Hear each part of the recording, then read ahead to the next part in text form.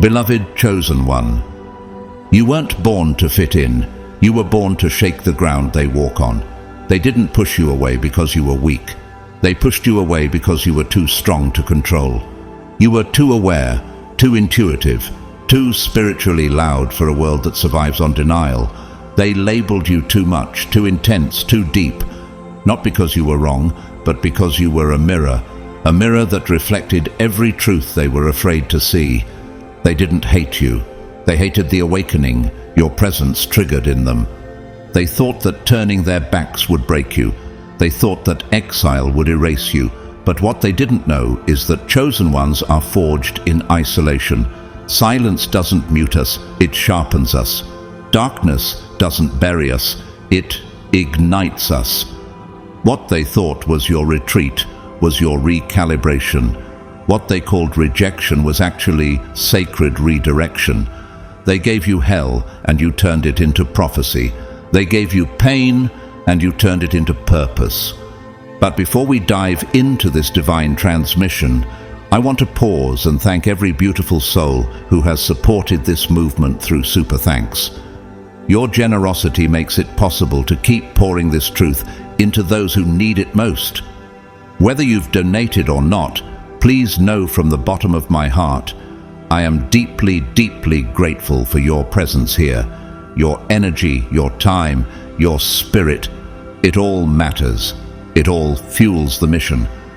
Now let's talk about the truth they were too afraid to face. You were never an outcast. You were always the chosen one. You weren't pushed out because you lacked value. You were pushed out because your value was too high for them to handle. You are the glitch in the matrix, the decoder, the one who doesn't pretend everything's fine when it's not.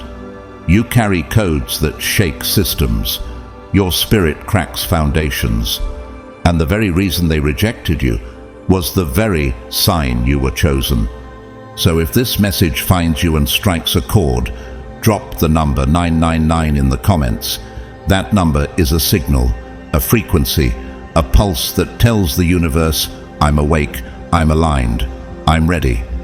It also helps YouTube push this message into the timelines of other chosen ones, those who are still in the dark, still questioning, still waiting for someone to say, hey, you're not crazy, you're called.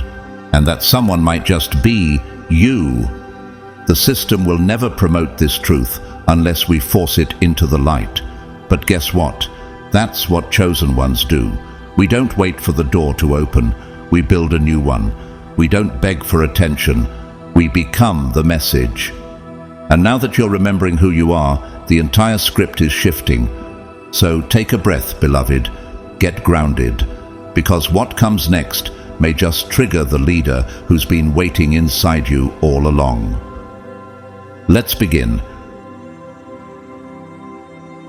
God's chosen ones, everything that made you an outcast has been preparing you to be a leader. Number 1. Everything that made you an outcast has been preparing you to be a leader.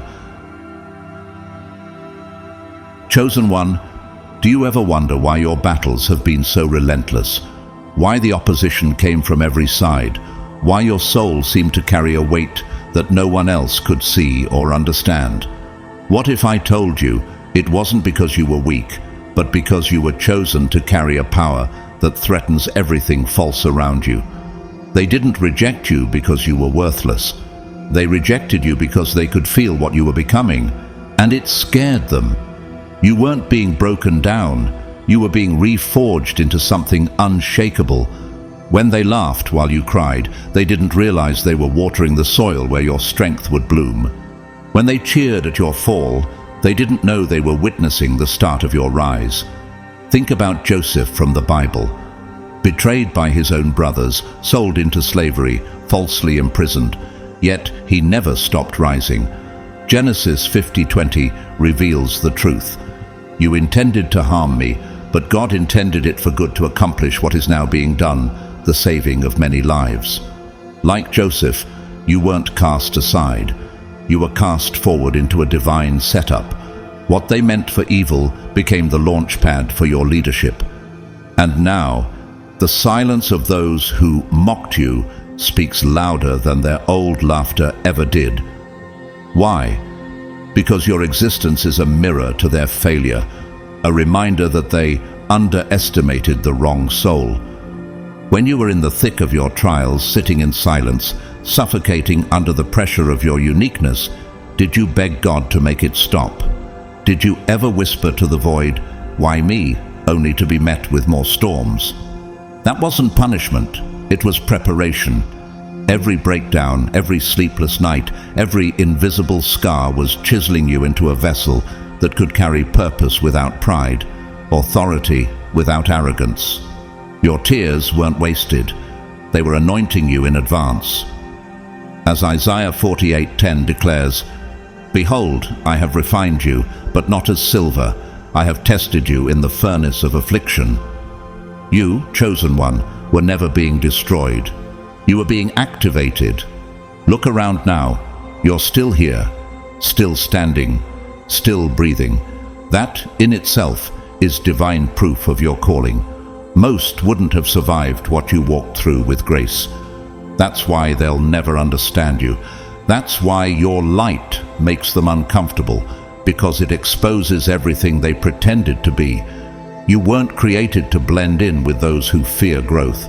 You were made to disturb the false peace, to shake the foundations of stale systems. That's what true leadership does. Consider Malcolm X, labeled a radical, isolated, feared, misunderstood, but he wasn't broken by it. He was built by it. His past didn't define him, it prepared him, and when he stood in truth, it terrified the world, because his presence exposed their lies. In the same way, chosen one, your light is not too much, it's too real. And real will always make the fake retreat. So why do you still shrink yourself when you walk into rooms that were never built to contain you? Why do you still doubt yourself when every trial you've survived screams otherwise? The universe didn't waste its time refining someone with no destiny. You weren't cursed, you were claimed. Psalm 66:10 through 12 echoes your path. For you, God tested us. You refined us like silver. We went through fire and water, but you brought us to a place of abundance. Yes, abundance comes after affliction. That's the contract of the chosen. That's the covenant you carry. And still, the enemy's greatest weapon was never the people who hurt you. It was the whisper of doubt inside your own mind. But chosen one, what if that doubt was just the shadow of your potential trying to get your attention? What if the louder the resistance, the greater the mission? They didn't just try to break you. They were resisting the system that chose you, the energy signature that marks your soul as different, as destined. Your comeback isn't a personal win, it's a spiritual correction, and they can feel it. Take a look at Viktor Frankl, Holocaust survivor and author of Man's Search for Meaning. He lost everything, his family, his freedom, his identity. But he discovered purpose in suffering. He wrote, "When we are no longer able to change a situation, we are challenged to change ourselves." Frankl became a leader through pain, and his wisdom continues to impact generations. That's the same ripple effect your survival is meant to create. You didn't just live through it, you learned from it. And now others will too. You weren't exiled, you were hidden. Hidden in plain sight while your enemies dug graves they'd eventually fall into themselves. You were building wings in the shadows while they were mocking the silence. That silence was sacred. It was where your vision sharpened, where you learned to see through masks, to hear through noise, and to feel what others bury. That's not weakness. That's leadership-level intuition. When you rise, systems glitch, power structures tremble, lies start collapsing under the weight of your truth. You weren't chosen because it was easy. You were chosen because you could carry what others couldn't. Because you could survive the fire. And more than that, you could become the fire. They tried to mock you into submission. They tried to shame you into silence. But you are no longer who they tried to make you forget. You are the prophecy they never saw coming. You are the storm they tried to avoid. And now that you remember who you are, they can't unsee it. The vibration of your truth is now louder than their narrative. So the next time that voice of doubt creeps in, ask yourself this: would God put this much weight on someone ordinary? Would he allow such fierce fire to touch someone without purpose? Of course not. Fire chooses the worthy. The Bible reminds us in 2 Corinthians 4:8-9, "We are hard-pressed on every side, but not crushed, perplexed but not in despair, persecuted but not abandoned, struck down but not destroyed." Look at Maya Moore, WNBA superstar. At the peak of her career, she walked away from basketball, not because she was defeated, but because she felt called to fight for justice. Her leadership wasn't just on the court, it was in court, advocating to free a wrongfully convicted man who is now her husband. That's what divine leadership looks like: sacrifice, conviction, and legacy. So rise, chosen one. Let them watch. Let them wonder how you survived what was meant to kill you. Let them whisper about how you did the impossible, because you didn't just survive, you evolved. You didn't just make it out, you leveled up. And now you are the leader you were being shaped to become all along. You are not here by mistake. You were never behind. You were always ahead. You are not the outcast. You are the blueprint. Number 2. They scarred you and accidentally gave you X-ray vision. Chosen one, have you ever wondered why your sensitivity feels like both a blessing and a curse? Why you walk into a room and sense heaviness before a word is even spoken? Why a glance, a sigh, or even a silence feels louder to you than anyone else? It's not your imagination, it's your gift. But that gift didn't come freely. It was carved out of you through pain, rejection, isolation, and emotional exile. They didn't just leave you in the dark. They thought that darkness would destroy you, but instead it refined your inner sight. They scarred you, not realizing they were giving you vision. In the Bible, Hannah's anguish is often overlooked, but her emotional depth birthed a prophet. 1 Samuel 1:10 says, "In her deep anguish, Hannah prayed to the Lord, weeping bitterly. She was mocked, misunderstood, and even accused of being drunk because of how intensely she poured her heart out. But that agony wasn't madness, it was alignment. Her suffering became the soil from which Samuel, one of Israel's greatest prophets, would rise. And like Hannah, your tears weren't wasted. They were planting the seeds of insight. You didn't just survive the storm. You became someone who could smell the storm before it even forms. People thought isolation would harden your heart. They assumed emotional pain would make you bitter or broken. But instead, you developed what can only be called divine empathy. You started to read people like scripture, detecting unspoken trauma, sensing shifts in energy, hearing the story behind someone's silence. That's not weakness, that's spiritual warfare training. And you didn't get it by accident. It was earned in the trenches of emotional battlefields where most people wouldn't last a day. Look at Frida Kahlo. Her life was marked by suffering, physical pain, betrayal, and emotional devastation, yet her art became a mirror of the soul, bleeding raw emotion that still touches hearts across generations. She didn't numb her pain, she painted it. That sensitivity, that ability to transmute agony into beauty, made her iconic. In the same way, your sensitivity isn't a flaw, it's your fingerprint. It's what makes your perception surgical. You don't just feel, you dissect. You don't just notice, you know. Chosen one, the system tried to gaslight you. It wanted you to believe you were too much, too emotional, too intense, too different. But have you ever stopped to ask, why would a system built on numbness fear your depth so much? Why do people perform around you, smile too wide, avoid eye contact, or get defensive without you saying a word? It's because you carry a mirror, and not everyone is ready to see their reflection. Romans 12:15 calls us to rejoice with those who rejoice, mourn with those who mourn. This is not surface-level compassion. It's a call to deep spiritual presence, a command that you were born to embody. You weren't given this emotional range just to cry at sad movies. You were given it to wage war on numbness. You were made to feel the tremors before the quake, to sense deception before it becomes a disaster. That's why you're never neutral in a room. People either feel exposed or healed in your presence. And that's not because you're trying to be anything. It's because your scars turned into sensors. You became a walking sanctuary and a living radar. Think of Chadwick Boseman. No one knew the private hell he was going through while playing heroes on screen. While his body was silently battling cancer, his spirit was focused on lifting others.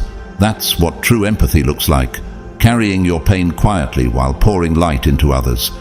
He didn't wait until he was healed to serve. He served while healing. So do you. You show up even when you're still bleeding. You love while your own heart is still mending. And that's what makes you different. You speak the language of pain fluently, not because you chose to learn it, but because you had no other option. Rejection was your first dialect, abandonment your early teacher.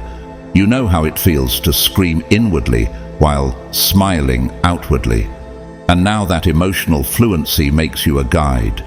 You can pull people back from the edge because you've stood there. You can sit in silence with someone's grief and not flinch, because you've already buried parts of yourself they can't even name. Let's not romanticize it though.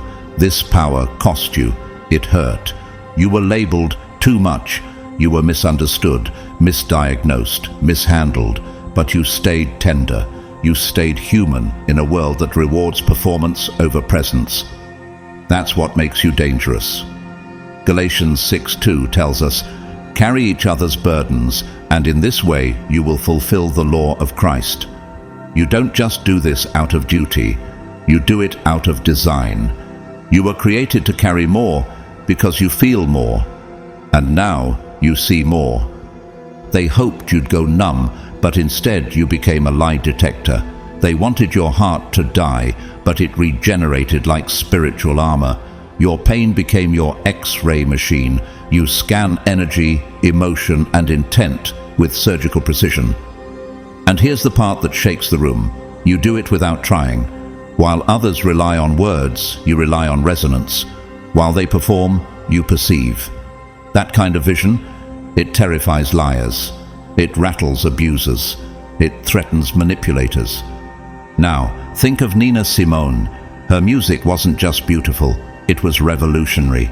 Her voice was raw with emotion, unfiltered truth. She felt everything and expressed it without dilution. That's what gave her power. That's what made her timeless. She didn't suppress her emotion. She weaponized it into art that still breaks chains. Like her, your sensitivity isn't just valid, it's revolutionary. It's the kind of power that rewrites the script for future generations. So don't you dare downplay your depth. Don't apologize for your awareness. Stop shrinking your soul to make others comfortable. The fact that you feel more is proof that you were sent here to lead through intuition, not imitation. Leadership is not about barking orders. It's about sensing direction before others see the road. It's about moving when others are still waiting for permission. And that's you. You weren't cast aside. You were carved out into a vessel that holds space for others to heal. That's why you scare people, because your very existence dismantles illusions. You are the truth in a room full of performance. You are the presence in a world full of pretense. You are the proof that pain, when alchemized, becomes prophecy. So, chosen one, embrace it. Step into it. Walk with that X-ray vision like the spiritual surgeon you are. And the next time someone tells you you're just too sensitive, smile and reply, "No, I'm just too awake." Because once you see the unseen, you can never unsee it. and the world will never look the same again, and neither will you. Number 3, they gave you a heart, thinking it would break you. Chosen one, have you ever asked yourself why your heart keeps getting hurt, yet somehow still refuses to shut down? Why you keep giving, caring, feeling, when the world keeps telling you that coldness is the path to survival? The answer is simple. Your heart was never meant to conform. It was meant to transform. They thought giving you a heart would break you. What they didn't realize is that compassion, when placed in the hands of the chosen, doesn't just survive. It becomes a divine weapon, a force that cannot be manipulated, imitated, or faked. They misunderstood you from the start. They assumed that your open heart meant weakness, that your gentleness meant you could be silenced. But what they didn't see coming was that your empathy would evolve into strategy, that your softness wasn't surrender, it was surveillance. You were reading people while they underestimated you. You were calculating while they were manipulating, because your compassion was never blind. It was watching. And now, it's leading. Let's be honest, chosen one. You've been through emotional warfare. People you loved turned on you. People you trusted used you. You've stood in rooms filled with noise and still felt invisible. And yet your heart didn't die. It sharpened. Like steel in the fire, it was refined, not ruined. Romans 5:3-4 says, "We rejoice in our sufferings, knowing that suffering produces endurance, and endurance produces character, and character produces hope." This isn't just a verse, it's your biography. You weren't crushed, you were called, and what you carry now is rare. Think of Fred Rogers. Yes, Mr. Rogers.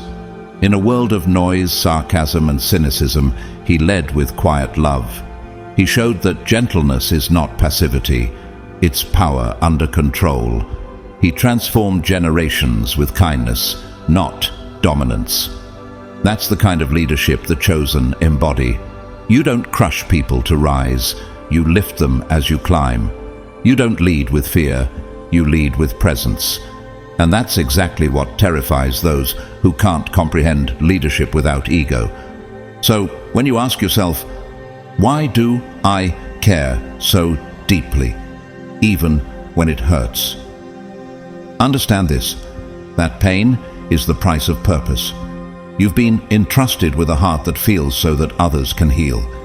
You're not just carrying emotion, you're carrying energy, legacy, and prophetic insight. Galatians 6:9 urges us, "Let us not become weary in doing good, for at the proper time we will reap a harvest if we do not give up."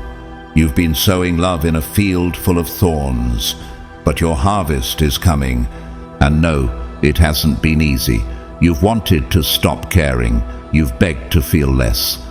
But chosen one, what if the reason it hurts so much is because your heart wasn't made for just you? It was made to carry others too. That ache in your chest every time you see someone suffering, that's not brokenness. That's your calling. It's not anxiety. It's activation. That fire you feel when you witness injustice, that's leadership.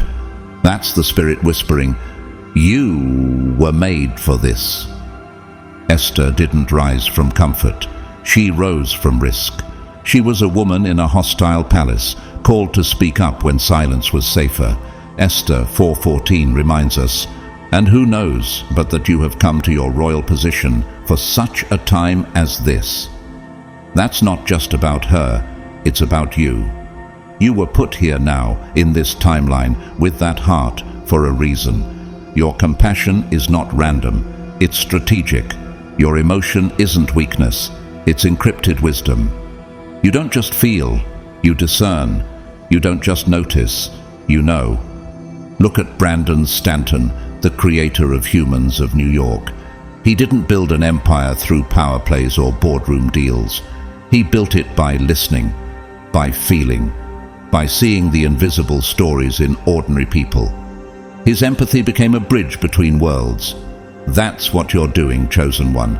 You're a bridge, a balm, a beacon. And every tear you've cried is a droplet of fuel for the fire of change you're meant to ignite. You don't have to roar to be powerful. You don't have to dominate to be divine. Your calm disarms chaos. Your presence neutralizes performance. You've already stepped into rooms and shifted atmospheres without even speaking. That's not personality, that's purpose. Yes, they tried to take advantage of your kindness. Yes, they confused your empathy with gullibility. But let this be clear. Kindness is not ignorance, it's intention. Your love is calculated. Your grace is chosen. You're not naive, you're merciful. And mercy always wins in the long game. Psalm 147, 3 promises. He heals the brokenhearted and binds up their wounds. You know why that resonates so deeply with you? Because you've been broken. And now, you're the healer. And let's not forget about Princess Diana. The world watched her pour compassion into places royalty rarely touched. AIDS patients, landmine victims, children in war zones. Her heart was her crown, her love, her rebellion. And though the system tried to silence her, it was her empathy that made her unforgettable. You walk that same line. You make systems tremble, not because you're loud, but because your heart is undeniable. So here's your call to rise, not with vengeance, but with vision. Don't silence your heart to survive in a heartless world. Don't flatten your soul to fit into shallow spaces. You weren't meant to be liked, you were meant to be legendary. You were chosen not despite your heart, but because of it. Lead with it. Bleed with it. Shake the world awake with it. And when they see the fire in your eyes matched with the tenderness in your hands, they'll finally understand the most powerful leaders don't wear crowns, they carry crosses. And you, chosen one, are already leading. Whether they recognize it or not, now go. And let your heart do what it was created to do. Change everything. Number 4. They called you delusional, but you were just dreaming in a language their minds couldn't translate. Chosen one, how many times have you heard that voice, whether from others or inside yourself, calling you unrealistic, too much, too far out? How often were you made to feel like your mind was a threat, your vision an inconvenience, your depth a flaw to be corrected? But let's ask the real question. Were you truly out of touch, or were you simply in tune with something they couldn't hear yet? You weren't delusional. You were just decoding a frequency their systems couldn't register. The world has always feared what it doesn't understand. Noah, for instance, was called mad for building an ark under clear skies. Yet Hebrews 11:7 declares, "By faith Noah, when warned about things not yet seen, in holy fear built an ark to save his family." He wasn't crazy, he was chosen. He moved before the rain, not because of paranoia, but because of prophecy. You, chosen one, have always sensed the storm before the clouds even formed. That inner pull to dream bigger, reach deeper, build differently. That wasn't delusion. That was divine instruction. While others were busy coloring inside the lines, you were sketching new dimensions. You questioned what everyone else accepted. You saw connections between things that no one else thought related. And yes, they called it too much. But chosen one, what if the reason your vision never fit in is because it was never meant to? What if the world's inability to understand you was proof you were always a few steps ahead? Nikola Tesla lived in near isolation for much of his life. People ridiculed his ideas: wireless energy, global transmission, frequencies that could power entire cities without cables. And now, the very technology we use every day is built on the codes he downloaded alone in silence. Like Tesla, your solitude isn't a punishment, it's a portal. You weren't exiled, You were consecrated, set apart to birth what the world was not ready to imagine. That voice in your head whispering, "Maybe I'm crazy," silence it, and listen instead to the one whispering, "What if I'm right?" You've carried blueprints in your spirit that could reshape reality.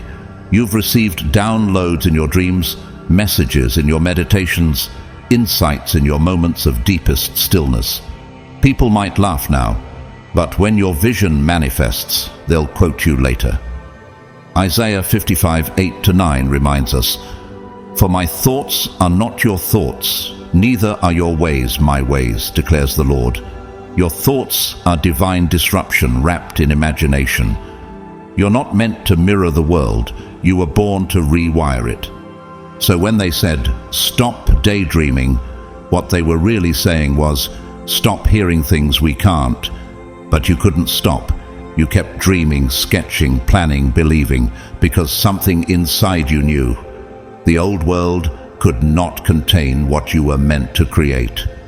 That fire in your chest, it wasn't anxiety. It was unbirthed destiny pressing against the edges of your reality. Look at James Cameron, the mind behind Avatar. He spent years sketching a world no one believed in.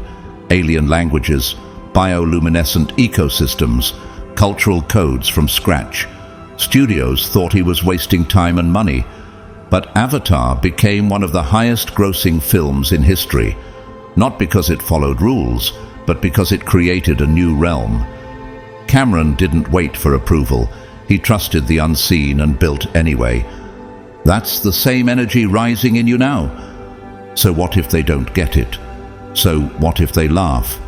Chosen one, your vision isn't for them to understand, it's for them to experience, and they will eventually, because visionary leadership is rarely applauded in the beginning. It's challenged, mocked, ignored, until suddenly the world needs what you've already built. Your imagination is not childish, it's sacred. It's the bridge between timelines. You see what's coming because you've already lived it in spirit.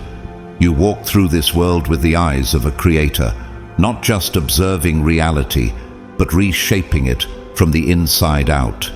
That's why you never felt at home here, because you were never meant to stay in what's already built. You were meant to birth what's next. Jeremiah 1:5 speaks to this with power. "Before I formed you in the womb, I knew you. Before you were born, I set you apart. I appointed you as a prophet to the nations." You weren't just formed, you were foreseen. And your thoughts, the ones that scare even you sometimes, are not random. They're remnants of a divine code implanted in your soul before your first breath. And yes, it's lonely.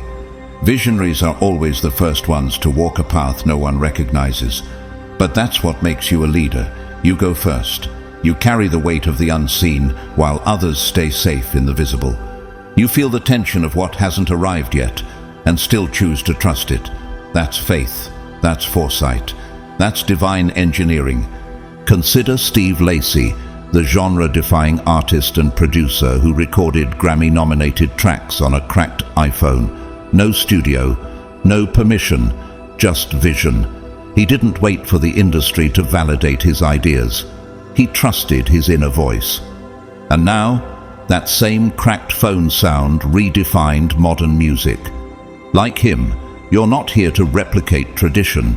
You're here to set it on fire and build something new from the ashes.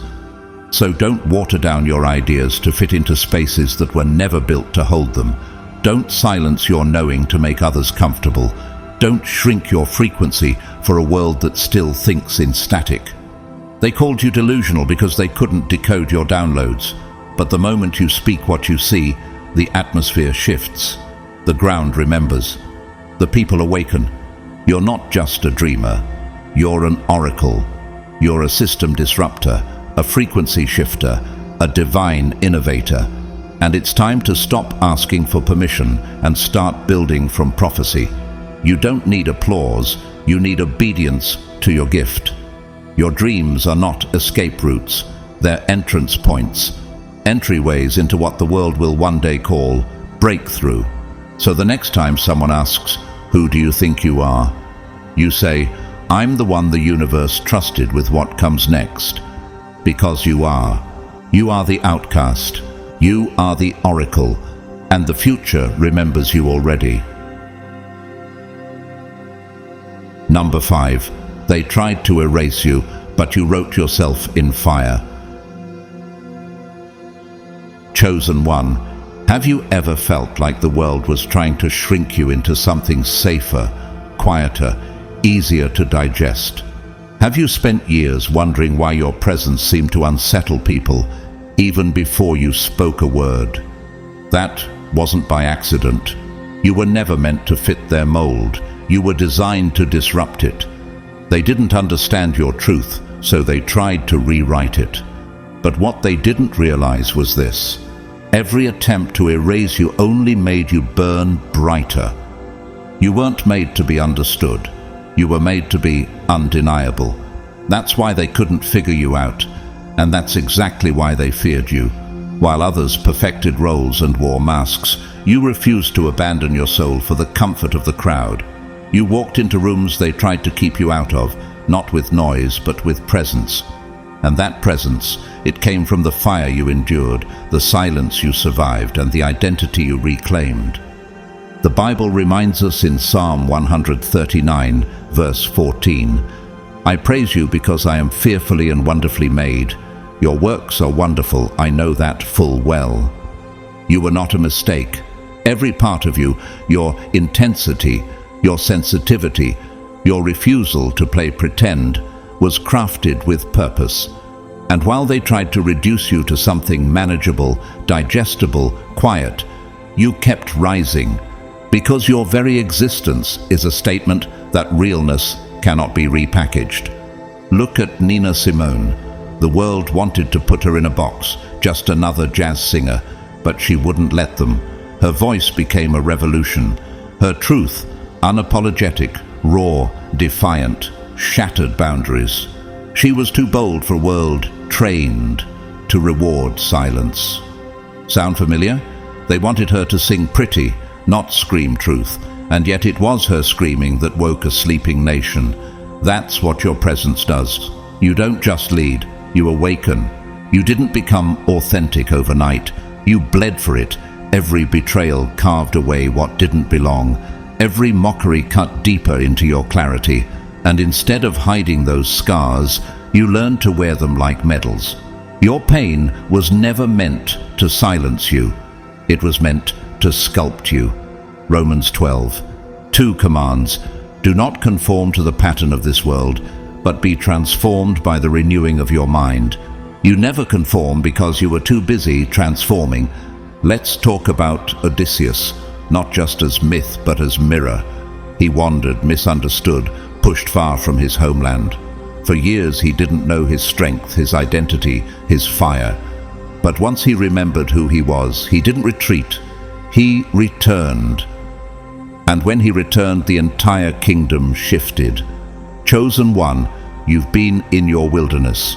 You've faced exile, but now you're stepping into your return. And it won't just be personal, it will be systemic. Your comeback will expose every lie that tried to bury your truth. You were never too much. You were just too awake for a world that thrives on sleepwalking. You were called intense because you carried intensity of purpose. You were labeled difficult because you refused to dilute your truth. And every time they sneered at your honesty, they unknowingly refined your fire. Now that you've stopped apologizing for your existence, now that you've chosen to stand unmasked and unedited, you've become unstoppable. Because authenticity isn't just identity, it's a weapon. Think of Dave Chappelle. He walked away from $50 million, not because he couldn't play the game, but because he refused to become what the system wanted. They called him crazy, but his silence became louder than any stage. When he returned, he didn't just bring jokes, he brought truth wrapped in fire. That's what chosen ones do. They don't just entertain, they enlighten. And now, like Chappelle, your comeback won't just be noticed, it will be necessary. And here's the truth. The more you step into who you really are, the more others wake up. Not because you preach at them, but because your life becomes a living testimony. You remind them of the freedom they locked away. You become the blueprint they forgot existed. 2 Corinthians 3:17 says, "Where the Spirit of the Lord is, there is freedom. And when you walk in your authentic spirit, you release others into theirs." So stop hiding your fire. Stop trying to be polite in places you were sent to shake. You don't need to earn a seat at a table built on silence and submission.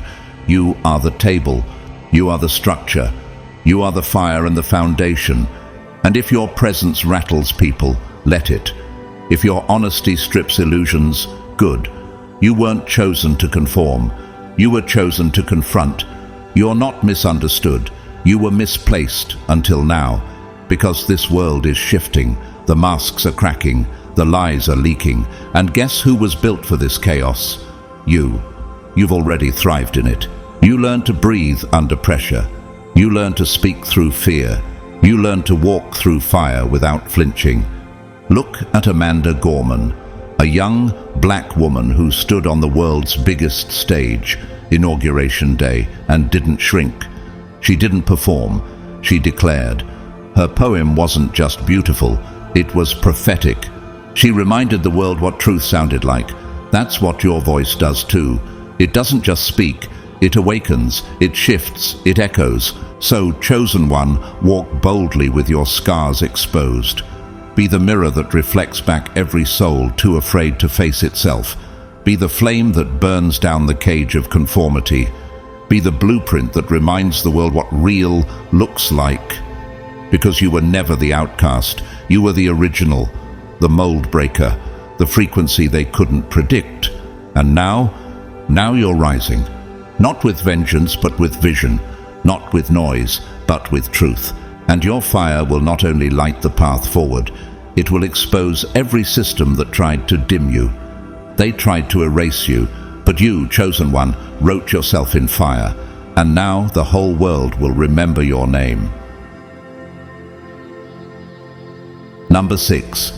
They left you alone, but solitude was your swordsmith. Chosen one, how many nights did you sit in silence and wonder if anyone would ever truly see you? How many mornings did you wake up carrying a weight that no one else seemed to notice, let alone understand? It wasn't abandonment, it was consecration. It wasn't punishment, it was preparation. You weren't discarded, you were being drafted. While others danced in crowds, you were being led into the shadows, not to disappear, but to discover. They thought silence would silence you, but you found your voice there. They thought solitude would shatter you, but it became your sacred forge. Isaiah 30:15 says, "In quietness and trust is your strength." This is not poetic metaphor, it's a spiritual law. In your stillness, you met your essence. While they drowned in distractions, you descended into the depths of your soul, stripped of noise, stripped of applause, and there, you encountered the truth most people spend their whole lives avoiding. You didn't go mad, you went magnificent. Like the Yamabushi monks who climbed mist-wrapped mountains, seeking nothing but the divine within, you too were led into isolation. But unlike them, you didn't have a map. You were thrown into that mountain with nothing but your breath and your bleeding heart. And you sat in that darkness until your spirit became your compass. You battled your shadows, faced your old wounds, and didn't just survive, you transformed. What they thought would make you small actually stripped you clean of all that wasn't truly you. Think about Nelson Mandela. Imprisoned for 27 years, the world assumed he was done, erased, forgotten. But in that solitude, he sharpened not just his resolve, but his vision. He emerged not bitter, but battle-ready, rooted, radiant, unshakable. And when he walked out, the entire system trembled. Like Mandela, your power didn't come from noise, it came from stillness. That's the power of a chosen one who has mastered their mountain. You didn't collapse, you calculated. You studied yourself with surgical focus. You rewired your beliefs, released false identities, and resurrected the self that was buried beneath the world's expectations. You didn't just sit in silence, you let it strip you, remake you, rebuild you from soul to bone. And now you carry a presence that makes rooms stand still. You don't just lead with words, you lead with frequency. That's not charisma, that's calibration, that's not personality, that's presence. And it was carved in the cave that almost broke you. Psalm 91:1 declares, "He who dwells in the secret place of the Most High shall abide under the shadow of the Almighty." That cave you thought was exile. It was the secret place. It was the divine's workshop. The silence didn't mean God left. It meant he was closer than ever, reprogramming you for spiritual warfare, calibrating your inner compass for divine leadership. While they were scrolling, performing to please, you were being silently equipped to anchor a generation. Look at Florence Nightingale. She defied every societal expectation, stepping into war zones with nothing but a lamp and a vision. She worked alone, often misunderstood, but her solitude didn't weaken her. It made her unstoppable. Her strength was quiet, but it rewrote the history of medicine. That's your path too. You don't need to be loud to be heard. You don't need to be seen to make impact. You are the calm that holds a collapsing system together. And now, people come to you, not because you market yourself, but because they feel something different in your presence. You don't offer advice, you offer anchoring. You don't give surface comfort, you offer soul remembrance. That's not strategy, that's spiritual leadership. That's what solitude gave you, and chosen one, that kind of clarity. It cannot be faked, it cannot be bought. It is earned in tears, in silence, in sacred suffering. You became the quiet storm, the one who doesn't flinch when the world shakes, because you've already endured inner earthquakes alone. You don't panic when others do, because you've dined with chaos in stillness. You don't fear loss, because you've already let go of versions of yourself far harder to release than any relationship. That's the kind of resilience that only divine design can create. Let's not forget the prophet Elijah. In 1 Kings 19:11-12, after fleeing in despair, Elijah meets God, not in the wind, not in the earthquake, not in the fire, but in a gentle whisper. And after the fire came a gentle whisper. That whisper, the still, small voice, that's where God speaks to the chosen, not in the applause, not in the noise, but in the cave, in the quiet, in the aching solitude that most run from, but you embraced. So when someone asks, "How are you so grounded?" you don't owe them your backstory.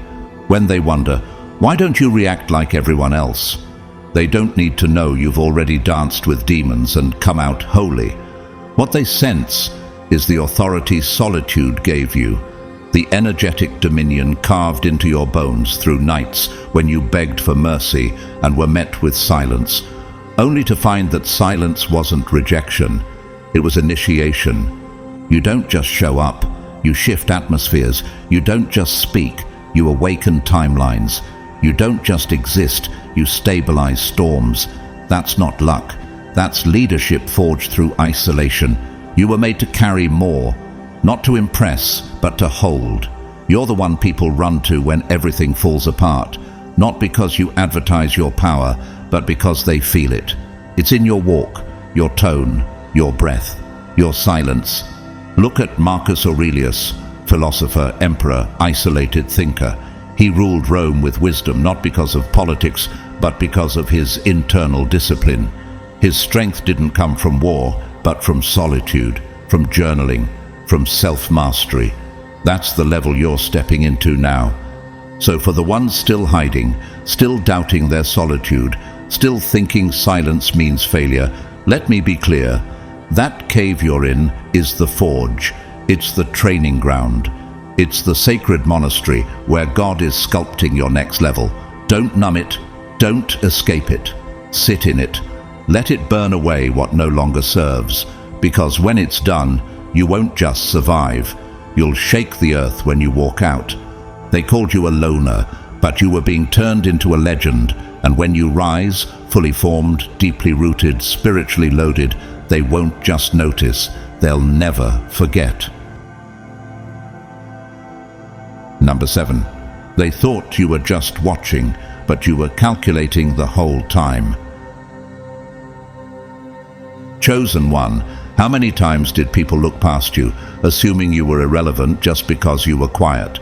How many rooms did you sit in, unnoticed and uninvited, only to realize later that your silence was your strategy and your distance was divine positioning? They thought you were just watching, but every moment of stillness was a calculation. Every silence was a setup. They mistook your calm for weakness, but what they never understood is that chosen ones don't rush. They read. They don't just survive the sidelines, they study them until the entire system becomes visible. Proverbs 18:15 says, "The heart of the discerning acquires knowledge, for the ears of the wise seek it out." You weren't passive in your isolation, you were absorbing. While they performed, you perceived. While they were obsessed with being seen, you were seeing everything, and not the surface. You saw the codes beneath the chaos. You read people like blueprints, detecting motives in their smiles, truths in their silence. That's not being distant. That's divine discernment. Think of Marie Curie. In a world that largely excluded her because of her gender, she didn't protest loudly. She worked silently. She observed, studied, researched in the shadows. And her silence, it changed science forever. You share that energy. You don't need the spotlight to lead. You need insight, and you've been gathering it like sacred ammunition. The people who thought you were passive didn't see you building your arsenal of clarity. And now, you see through everything. You were never the outsider. You were the oracle, the silent one in the corner who wasn't lost, just waiting for the fog to clear. They assumed your quietness was insecurity. What if it was calculation? What if your stillness wasn't stagnation, but strength under pressure? Isaiah 40:31 reveals, "But they that wait upon the Lord shall renew their strength. They shall mount up with wings as eagles." While they flapped around chaotically, you were soaring inward, rising in altitude and in accuracy. And here's what makes you dangerous.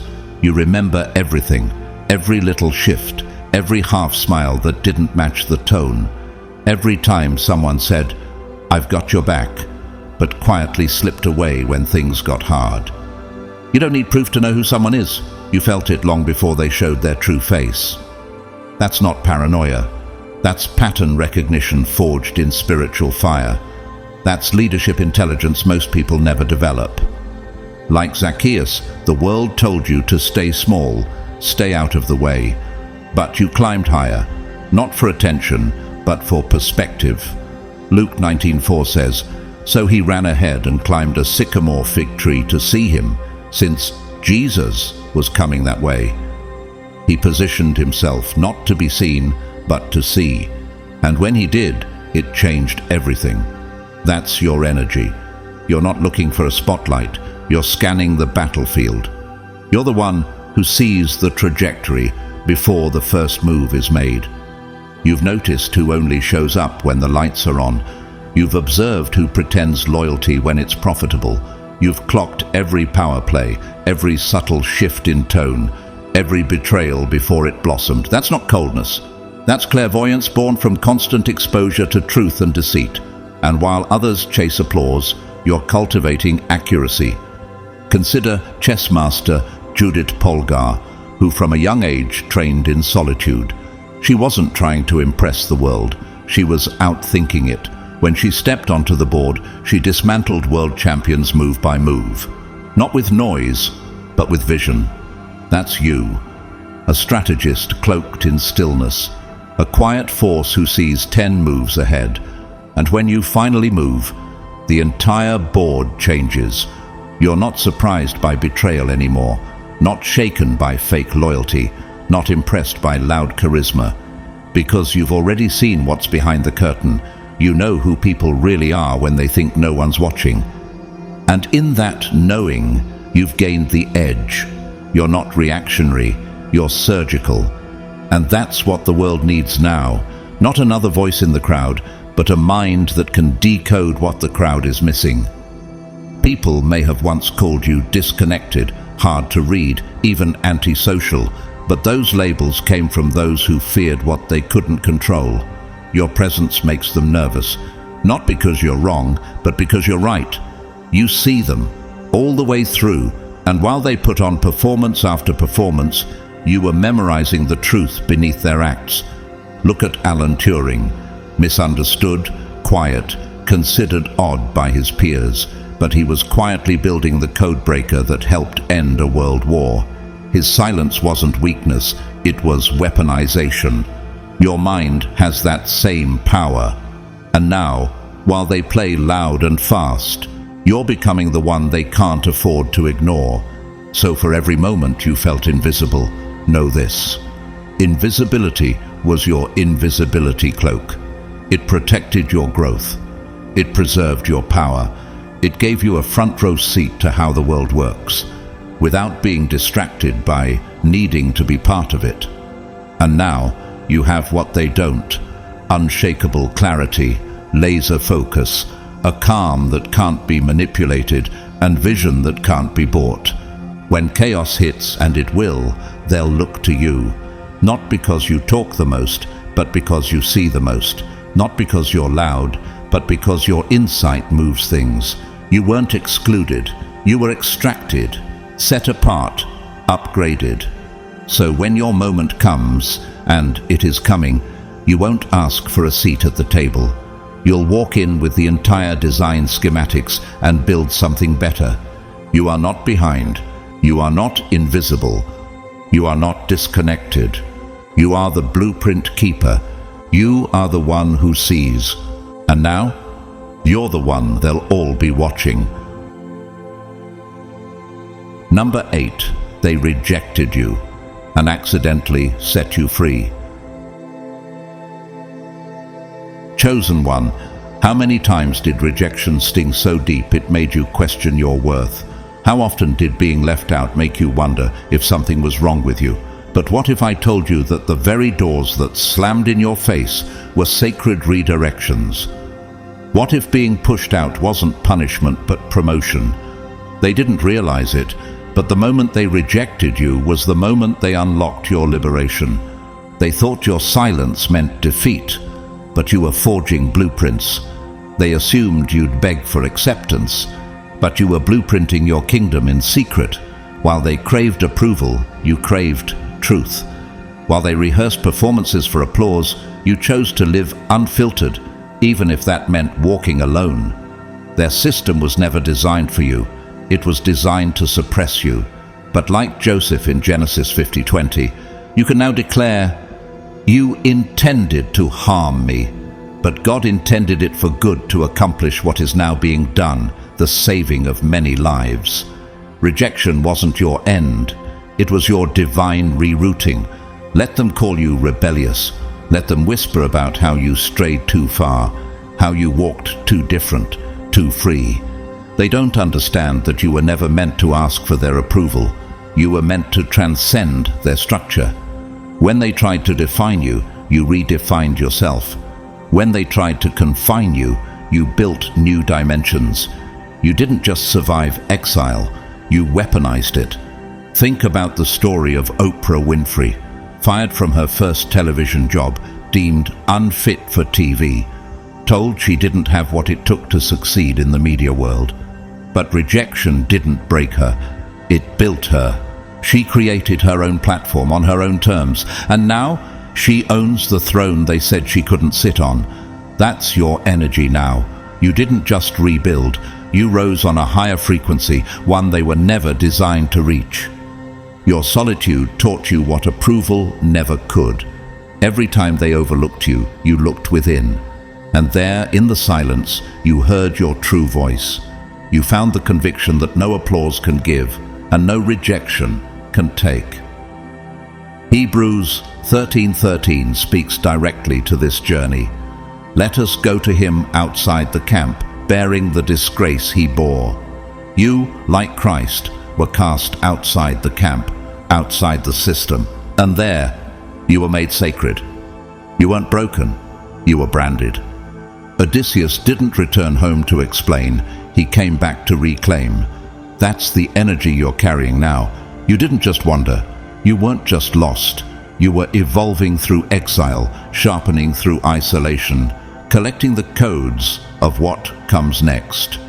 You became what the old world can't categorize, a leader shaped not by institutions but by fire. And fire doesn't play by rules, it remakes everything. Look at Tyler Perry, homeless, rejected, ridiculed, but he didn't shrink. He created his own studio, his own stories, his own lane. Now Hollywood doesn't own him, he owns his platform. That's the power of a chosen one who dares to lead from exile. That's what you're doing. They threw you out, thinking you'd vanish. But instead, you came back with blueprints to dismantle the very walls they hid behind. Your leadership doesn't need thrones, it builds altars. It doesn't rely on influence, it radiates authority. You weren't made to be liked, you were made to be lit on fire by truth. And the ones who laughed at your exile, they'll soon be quoting the words you wrote in wilderness. Because when a chosen one returns, they don't ask for acceptance, they come bearing revolutions. Isaiah 61:7 affirms this restoration. Instead of your shame, you will receive a double portion, and instead of disgrace, you will rejoice in your inheritance. What was meant to shame you has now crowned you. What was meant to destroy your identity has now unveiled your destiny. They cast you aside, but God cast you forward. You weren't erased, you were refined. And if you're still wondering why the pain was so precise, the exile so isolating, the silence so prolonged, here's your answer.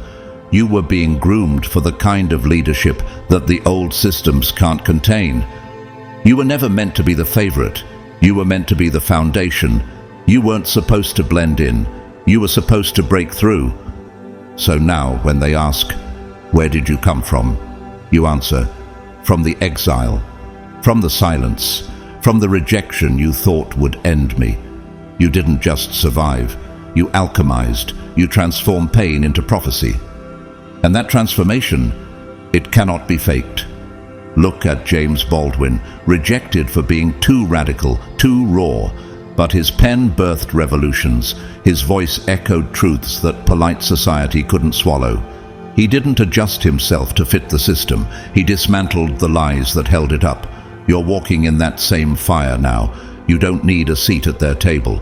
You are the table, the architect of what comes next. So for every chosen one still wrestling with rejection, let this truth settle deep in your spirit. You were never cursed. You were commissioned. Their refusal was your release. Their absence was your activation. And now you don't just return. You rise, you lead, you ignite. You are not waiting to be welcomed back. You are creating a new world, one vision at a time. You are not begging for recognition. You are walking in revelation. And your comeback, it won't just inspire, it will dismantle. You are not the rejected. You are the revolution. My beloved, if these words stirred something deep within you, if they awakened memories, truths, or visions you've tried to bury, know this. It's not by accident. It's because you are one of the chosen ones, rising in power, clarity, and unstoppable purpose. So if this message hit your soul, don't keep it to yourself. Share it with another chosen one, because somewhere out there, someone is standing at the edge of their breakthrough, just waiting to be reminded that they're not alone. The world needs more of us, wide awake, unshakable, and finally walking in the power we were born to carry. To every single soul who's walked this journey with me, thank you for your presence, your energy, your time. And to those who have supported this movement through super thanks, your generosity fuels more than content. It fuels a mission. It helps these words reach the hearts that need them most. But whether you've donated or not, I'm deeply grateful for you. Your presence here is already a divine offering, and I don't take it lightly. May divine clarity flood your path. May the rejection that once crushed you become the fuel that crowns you. And may your comeback be so undeniable, even your silence speaks volumes. You are covered, you are chosen, and your rise is already written. Blessings, fire, and favor upon you always.